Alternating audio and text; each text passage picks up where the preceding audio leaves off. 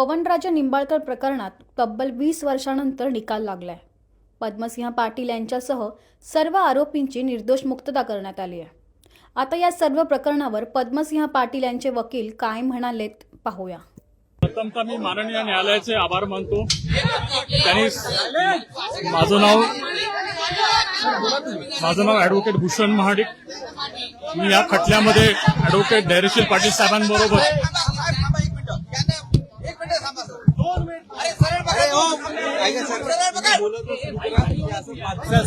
या खटल्यामध्ये सुरुवातीपासून ॲडव्होकेट धैर्यशील पाटील साहेबांबरोबर मी काम केलेलं आहे, पाहिलेलं आहे आणि न्यायालयाने या निर्णयाने एक पूर्णतः या प्रत्येक या प्रश्नावरती उत्तर दिलेलं आहे की हे पूर्ण प्रकरण जे आहे ते तथाकथित आहे आणि खोटं घडवण्यात आलं आहे।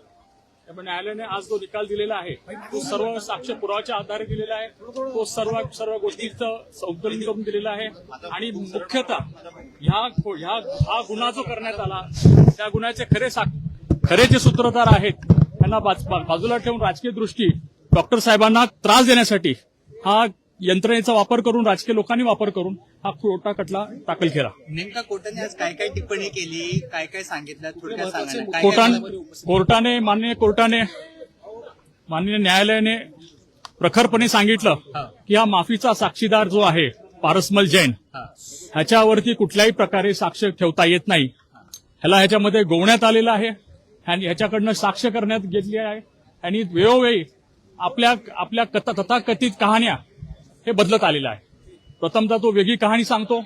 त्यांनी एवढंही क्लिअरली सांगितलं की मला 2009 मध्ये मला राकेश मारियाच्या सांगण्यावरनं आणि क्राईम ब्रांचच्या अधिकाऱ्यांनी खोट्या गुन्ह्यामध्ये मला गोवलं, त्याच्यामध्ये माझी बेदम मारहाण केली, मला टॉर्चर करण्यात आलं आणि त्या अनुषंगाने नंतर जेव्हा मी ह्याचा कबुली जबाब दिला किंवा मी ह्या गुन्ह्यामध्ये माझ्या कटाचा कबुली हे केलं त्यावेळी मला सगळ्या दृष्टिकोनातून माझी हे करण्यात आली असं त्यांनी प्रखरपणे सांगितलेलं आहे। आणि प्रथमतः त्याच्या ह्याच्यामध्ये हा खटला 2006चा हा गुन्हा आहे। ह्याच्यामध्ये आपल्याला पार्श्वभूमी सांगतो 2006 मध्ये ही घटना घडली 2006 मध्ये ह्याच्यामध्ये तपास कळंबोली पोलीस करत होती। कळंबोली पोलिसांनी 1.5 वर्ष तपास केला। त्याच्यानंतर हा तपास क्राईम ब्रांच नवी मुंबई यांच्याकडे वर्ग करण्यात आला। कुणाच्या सांगण्यावरनं करण्यात आला तर मयताच्या नातेवाईकाच्या सांगण्यावरनं करण्यात आला। मग काय झालं त्याच्यानंतर 2008 मध्ये, कारण हे प्रकरण फार जुनं आहे, 2008 मध्ये माननीय उच्च न्यायालयामध्ये आनंदी देवी जे पवनराजेच्या पत्नी आहेत त्या उच्च न्यायालयात गेल्यात।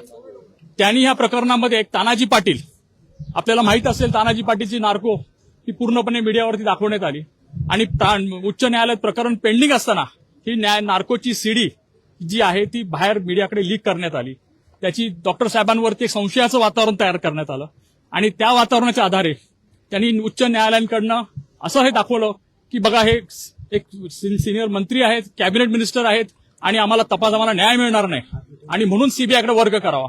मग सीबीआयने काय केलं, ऑक्टोबर 2008 मध्ये माननीय उच्च न्यायालयाने सर्व कागद जे आहे ते सीबीआयकडे हँडओव्हर करा, हस्तांतरित करा म्हणून सांगितलं। सीबीआयने 2009 पर्यंत काही केलं नाही, पण त्याच्या आधी सीबीआयकडे ही केस म्हणजे 2008 मध्ये ऑर्डर झाल्यानंतर सुद्धा मे 2009 मध्ये ही कहाणी फेब्रुवारी 2009 मध्ये सुरू होते। आनंदीबाई पुन्हा कोर्टात जाते, माननीय उच्च न्यायालयात विनंती करते की ह्या प्रकरण अजून सीबीआय याच्यामध्ये करत नाहीये, कारण त्यांना तोपर्यंत कुठलाही पुरावा, कुठलाही सुराग, कुठलाही तथाकथित डॉक्टर साहेबांपर्यंत जोडता येत नव्हतं।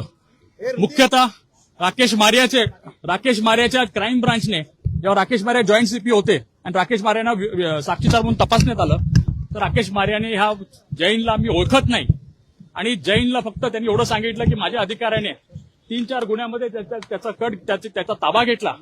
त्यामुळे 19 एप्रिल 2009 त्यांनी मला खुलासा माझ्या अधिकाऱ्यांनी सांगितलं की असं जैन हा व्यक्ती हा सांगतोय। नुकतंच फक्त त्याचं तथाकथित म्हणणं होतं आणि पहिल्या दिवसापासून हा धादांत खोटं बोलणारा व्यक्ती आहे। राकेश मारियाने 5 मे 2009 पत्र लिहिलं। Rakesh Maria joint CP crime होते तर त्यांनी कमिशनरांना न कळवता, होम मिनिस्टरला न कळवता, मुख्यमंत्र्यांना न कळवता हे पत्र राकेश मारियाने डायरेक्टली सीबीआयला पत्र लिहिलं। त्याचा काही संबंध नसताना राकेश मारियाने का हस्तक्षेप केला त्याचं कारण समोर आली पाहिजे, त्याची चौकशी झाली पाहिजे। राकेश मारियाने हे पत्र सीबीआय दिलं आणि सांगितलं की आम्हाला ह्या गुन्ह्यामध्ये हा एक आरोपी सापडलेला आहे आणि आम्हाला ह्या आरोपीने हा कबुली जबाब दिलेला आहे. राकेश माऱ्याची जर आपण साक्ष पाहिली कोर्टासमोर तर कुठल्याही प्रकारे स्टेशन डायरीला एंट्री नाही. छोटीची छोटी गोष्ट पोलीस यंत्रणेमध्ये स्टेशन डायरीला नोंद होते. स्टेशन डायरीला जर अशा प्रकारे एखाद्या गंभीर गुन्ह्याचं स्वरूप जर दिलं गेलं असेल तर ती स्टेशन डायरीला नोंद असायला पाहिजे होती. राकेश मारेने हे मान्य केलं की बाबा मी ती स्टेशन डायरी पाहिली नाही, कुठलेही कागद पाहिले नाही आणि ह्या जैन नावाच्या व्यक्तीला मी तुमच्याकडे हस्तांतरित करत आहे आणि तुम्ही लवकरात लवकर ह्याचा ताबा घ्यावा. त्यावेळी जैन अर्थरोड जेलमध्ये होता. 5 मे 2009 हे पत्र गेल्यानंतर सीबीआयचे अधिकारी काही करत नाहीत. सीबीआयच्या आयोने कोर्टासमोर जबाब दिलेला आहे की आम्ही जाऊन सहज चौकशी केली. कुठे? अर्थरोड जेलला. या जैनला चौकशी केली आणि जैनला आम्ही सांगितलं अरे बाबा आम्ही आलो नाही 22 तारखेपर्यंत किंवा 25 तारखेपर्यंत, तर तू तुझ्या जामिनासाठी जा. जैननी मार्यावरती हाही आरोप केला की मार्याने सांगितलं तुला सगळं मिळेल, फक्त जामिनासाठी तू अर्ज करायचा नाही. कुठल्या गुन्ह्यात? तर क्राईम ब्रांचच्या गुन्ह्यात. आणि कुठले गुन्हे होते ते? पाकिटमारचे, चोरीचे, खोट्या वेपनचे, असे काही गुन्हे त्यांनी दाखवले होते फक्त त्याचा ताबा ठेवण्यासाठी. आणि फेब्रुवारी 2009 पासून ह्याच्यावरती माननीय न्यायालयाने हे पूर्णपणे स्पष्टीकरण दिलेलं आहे की जैन जेव्हा म्हणतोय की 8 फेब्रुवारी 2009 पासून ते 25/2 पर्यंत माझा बेकायदेशीर ताबा ठेवण्यात आला, मला टॉर्चर करण्यात आलं, मला मारण्यात आलं, त्या अधिकाऱ्यांची नावं घेतो, पण सीबीआयने एकाही अधिकाऱ्याच्या किंवा क्राईम ब्रांचच्या ह्या तपासाबद्दल कुठली चौकशी केली नाही. त्याच्याबद्दल प्रश्न उद्भवतात की का चौकशी करण्यात आली नाही, काय घाई होती त्यांना. आणि फक्त जैनला सीबीआयने 22-25 मेला म्हणजे 25 मेला कोर्टात त्यांनी अर्ज केला. सो 5 मे पासून 25 मे पर्यंत सीबीआय का थांबली? काय त्यांच्यासमोर हे होतं? 25 मेला कोर्टात पनवेलच्या कोर्टात ताबा घेतला आणि 27 मेला त्यांना ताबा मिळाला अर्थरोड जेलमधनं आणि मग त्याला 29 मेला न्यायालयासमोर नेलं. आमचं पहिल्यापासून म्हणणं होतं की बाबा न्यायालयाकडे पोलीस कस्टडीमध्ये असताना तो कायदाच आहे की कुठल्याही प्रकारचं कबुली जबाब होत नाही. न्यायालयीन म्हणजे पोलीस कस्टडीमध्ये असताना न्यायालयाचं ते प्रथम हे आहे, कर्तव्य आहे की त्याला न्यायिक कस्टडीमध्ये ठेवा, त्याला वेळ द्या, त्याला रिफ्लेक्शनचा टाइम द्या आणि ती सगळी प्रोसिजर जी 164 खाली आहे सीआरपीसी ती सर्व अवलंबण्यात यावी. पण असं काही करण्यात आलं नाही.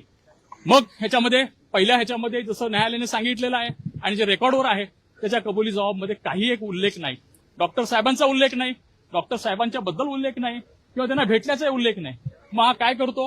हा म्हणजे त्याच्यानंतर त्याच्या कबुली जबाबानंतर 29 मेला आहे त्याचा कबुली जबाब जो काय घेतलेला आहे तो डिफेक्टिव्ह आहे हे न्यायालयाने त्याचं स्पष्टीकरण केलेलं आहे. पण नुसतं त्याच्यावर नाही तर त्याला 2 दिवसामध्ये त्याच्या कबुली जबाबावर सगळ्या आरोपींना अटक होते, प्रामुख्याने डॉक्टर साहेबांना.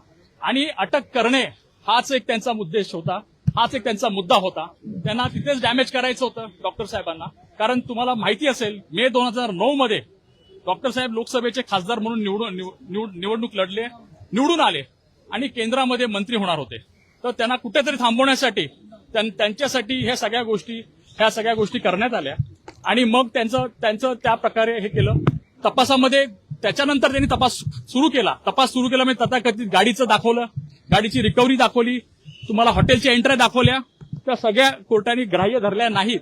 कारण हा जैनच मुळात खोटारडा माणूस आहे, खोटं बोलत आहे, वारंवार आपले हे बदलत गेला. नुसतं एवढंच नाही तर त्यांनी कोर्टासमोर माननीय न्यायालयासमोर सुद्धा त्याची जबानी झाली, त्याची साक्षीदार म्हणून त्याची माफीचा साक्षी झाल्यानंतर त्याची जबानी झाली, त्याच्यात सुद्धा खोटं बोललेलं आहे. प्रत्येक वेळ तो बदलत जातो, प्रत्येक वेळ नव्यानं काही सांगतो, प्रत्येक वेळ त्याला हे करण्यात आलं. पण आम्हाला त्याच्यावरती गांभीर्यानं बघावं लागतं. पैसे कोर्टात सांगितले की त्यांनी पैसे घेतले होते, 2दा पैसे घेतले होते असेही देखील कोर्टापुढे आले. त्याची तथाकथित कहाणी आहे. कुठलाही पैशाचा उल्लेख नाही, कुठल्याही पैशाची देवणघेवण नाही, कुठल्याही पैशाचं नाही. उलट त्यांनी स्वतः म्हटलेलं आहे की मी एक मोठा व्यापारी आहे, माझे 6 फ्लॅट मुंबईत आहेत, माझे राजस्थान कंक्रोलीमध्ये 2 बंगले आहेत आणि मी एक मोठा व्यापारी असून माझं 5 किलो सोनं आहे.